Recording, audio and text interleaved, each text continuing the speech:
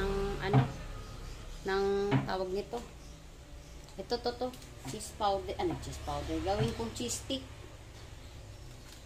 200 pieces ito pag nagagawa yung dalawang bar na ganito kalalaki. Tig 100 piraso bawat bar. 200, bali 200 pieces. Mag-slice na naman ako ngayon kasi naubos na kahapon yung ano, yung tawag nito, yung ginawa ko.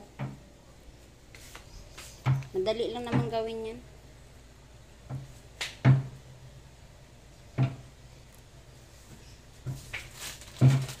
Ito yung pambalot ng cheese stick.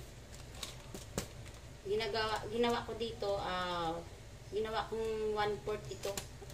Iwain ko muna ng pahaba, tapos 4. Bali, 100 piraso ang ano nito pag nahiwa. Kasi 50 pieces to yung malaki. Pag hiniwa mo ng gawin mo 1/4 siya, 4 na 1/4, maging 200. Maging 100 pieces. Ay, hindi pala. Mali. 25 pieces. Pag hiniwa mo sa 4, gawin mo parang 1/4 siya. O tama, maging 100 pieces.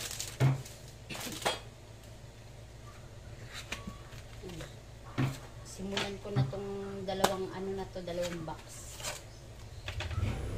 Maghapon naman kasi.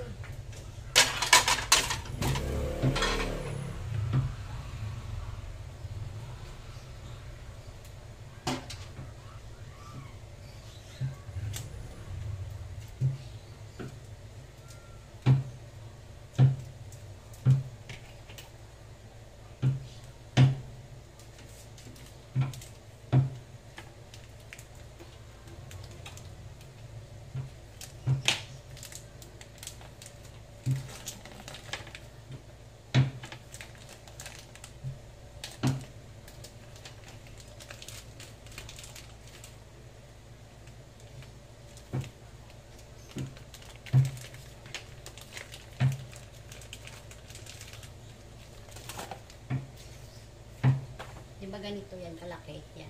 Malaki yung keso ito eh. Tapos, hiwain natin ng lipat ko sa kabila yan.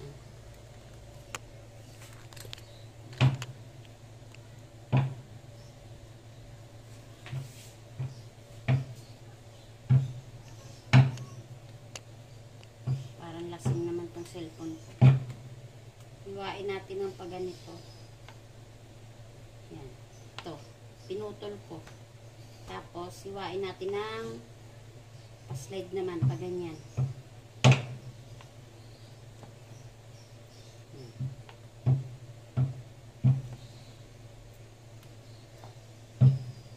Minsan, sumusobra pa itong hiwa sa 100 pieces kasi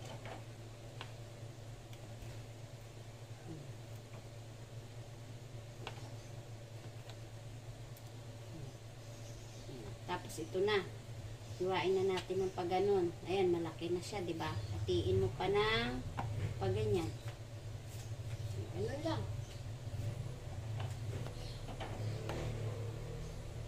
Ano lang kadali.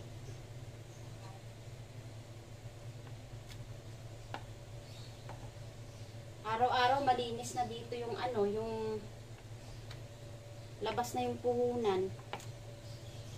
Kasi sa isang bar maka ano ka eh 500 puhunan mo kasi doon nasa ano lang, nasa 200, ano, wala pang 200, mga 180 lang. Kaya pag naka 1,000 ka dito, i-minus mo yung 280, so bali 360. E di mayroon ka ng ano, mayroon ka ng 640 na tubo sa 200 pieces. Kasi 1,000 yung ano eh. Mabibenta mo sa 200. Laki, di ba? Eh kung araw-araw ka nito magtitinda, araw-araw siya ubos, laki ng kita mo.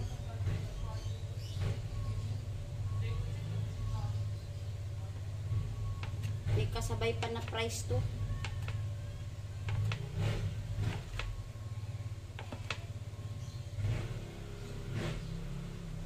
Tsaka nga pala nagdagdag na rin ako ng paninda. May siomay na rin ako.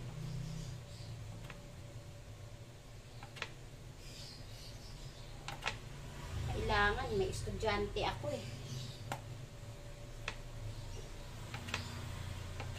May college tayo eh. Kaya kailangan natin kumita.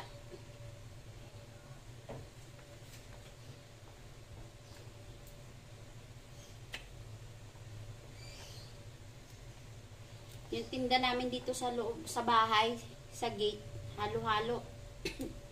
may sari-sari, may sari-sari store, may ano tawag nito? May kapihan. Tapos ito, may fries, may cheese stick, may siomay. Nagdagdag na ako. Dati kasi nagtitinda ako ng mga quick-quick.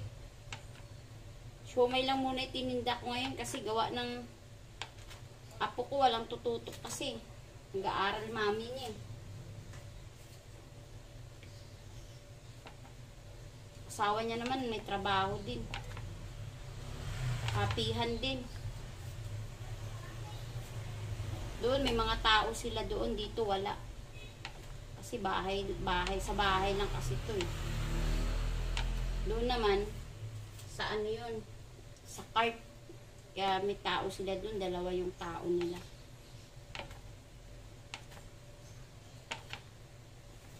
Pero malakas kumita doon kaysa rito. Dahil mas matao doon sa lugar na yun.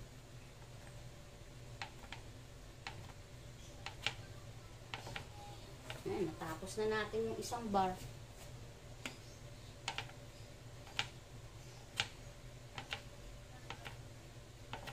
Ganun lang kadali ito.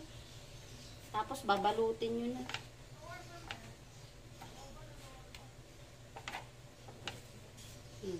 Ito na yung yung isang bar na nahiwa ko. Higit ito sa 100 pieces. Gantong kalalaking slice lang. Yan. Para pag kinain nila, halagang 5 pesos. Pag binalot mo, puro cheese ang makakain nila.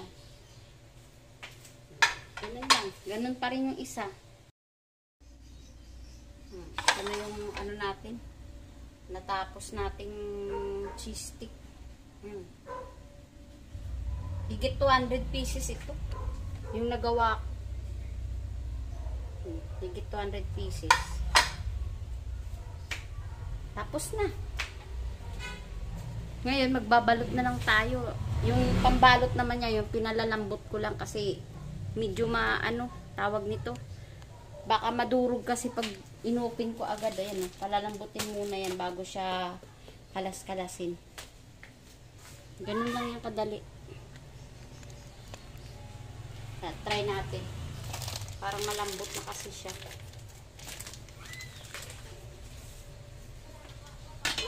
Try ko lang. Hugas lang ang kamay.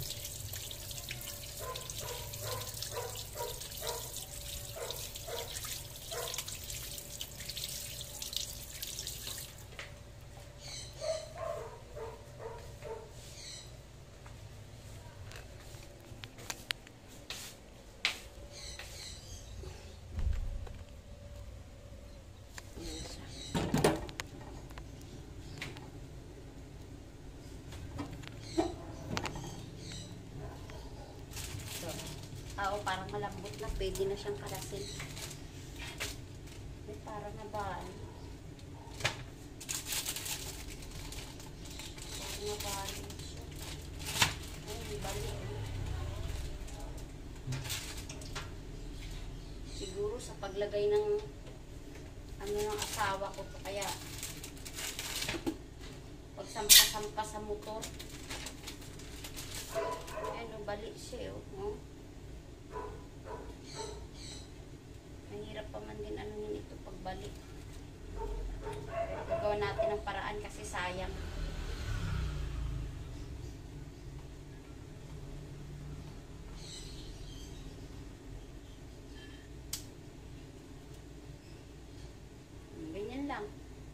hatiin nyo lang sa 4 to. Kaya kasi gagawa ka ng paraan. Gagawan mo to ng paraan. Paano mo siya, anuhin, putol na ito. Hindi nakakayanin to. Adjust tayo dito. Yan. Putol na kasi. Para magawan lang ng paraan. Ayan, putol. Napuputol kasi to pag nilabas mo agad sa freezer tapos kinalas-kalas mo na kasi malutong ito eh. Ayan o. Lulutong siya.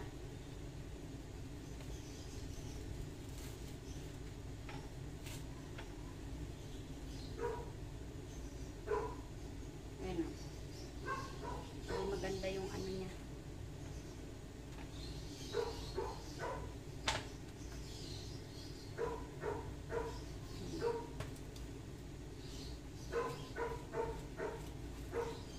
Di bali, marami akong stock dito sa ref.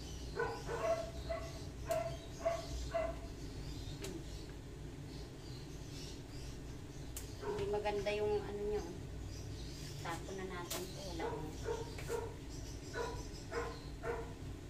Na ano yan, na ano siguro sa motor. Matigas kasi ito pag nilabas sa freezer pag binili mo eh.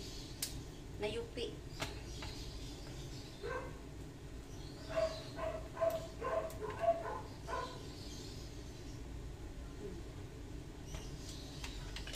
Gawa natin ang paraan.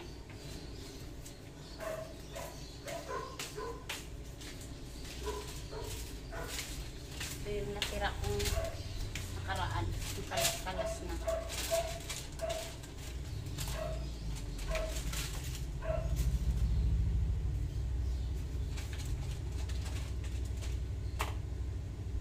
Gaganunin mo lang, kalas-kalasin mo ng isa-isa. Yan, isa-isa. Tapos madali lang ibalot to. Pag binalot to, mamaya na nga lang. Kikita ko sa inyo kung paano balutin. Ayan yung gagawin ko na mamaya. Natapos ko nang iwain yan. Diba, ano na ako, bibili muna ako ng ulam. Yan, nakapagpakulo na rin ako dun sa labas para sa kapihan naman. Kaya magagilap muna ako ngayon ng ulam. Hindi ako nagluto eh. Tinanghali ako ng gising. Gawa ng kapipintura ko dun sa kusina kagahapon. Ayan. Pinintura. Yan, magbabalot na tayo ngayon ng cheese stick. Ito to. Di ba 1/4 yan? Ang pagbabalot niyan, ipa-triangle nyo. Sausaw mo yung dulo, tapos lagay mo rito, lagyan mo na ng cheese. Ganun lang pagbabalot nyo. Kaya matyaga ka lang dito kasi syempre maliliit, sasakit talaga ulo mo. Ayan. Ito na siya. Para ka nagbalot ng Shanghai. Shanghai, turon. Ganun lang kadali. Kasi 1/4 mo na to siya eh. Hindi mo lang pwede diretso kasi hindi mo man tupi yung bawat dulo kasi sa ano ito eh, mahaba. Ayan. Kailangan i-triangle mo siya. Pa-triangle yung balot. Ganyan. Tupi mo yung bawat dulo. Tupi yung dulo. Ikot, ikot, ikot. Yan na siya. Ganun lang kadali. Kung talagang gusto nyo mag-business. Kasi malaki talagang kita dito, promise. Maka 200 pieces ka kasi ang puhunan nito, ito kasing pambalot na ito, ano ito, 45 pesos, 20 pieces. Ayan, 45 pieces, 20 pieces. Ngayon, pag hinati mo yan sa 4 ng 25 pieces na yan, maging 100 pieces na yan. Di ang puhunan mo dito 40 plus yung puhunan mo sa okay 110, so bali 150 lahat. Ay kung makabenta ka ng 100 pieces sa isang bar na cheese, magkano na yon? Mayroon ka ng 350. O kung maibenta mo yung 200 pieces, mayroon ka ng 700 a day. Yun, ganun lang kadali. 700 a day.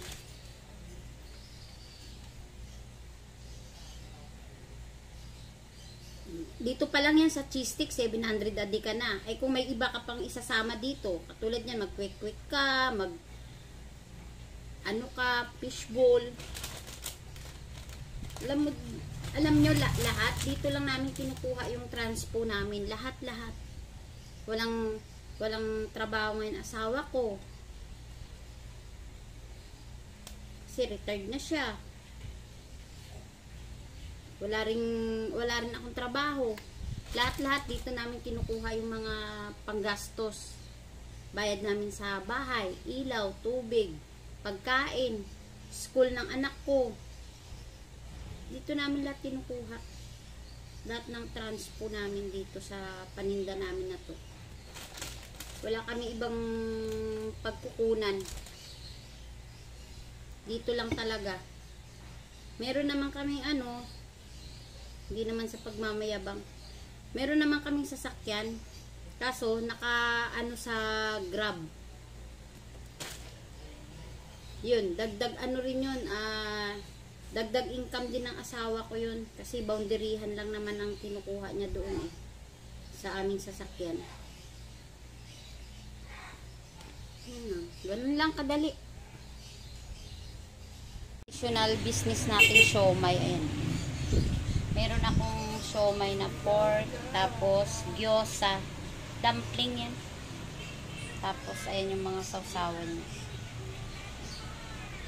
Additional business natin yan. Nakakatulong din yan sa panggastos sa araw-araw. Open na nga pala kami. Ayan. Start na.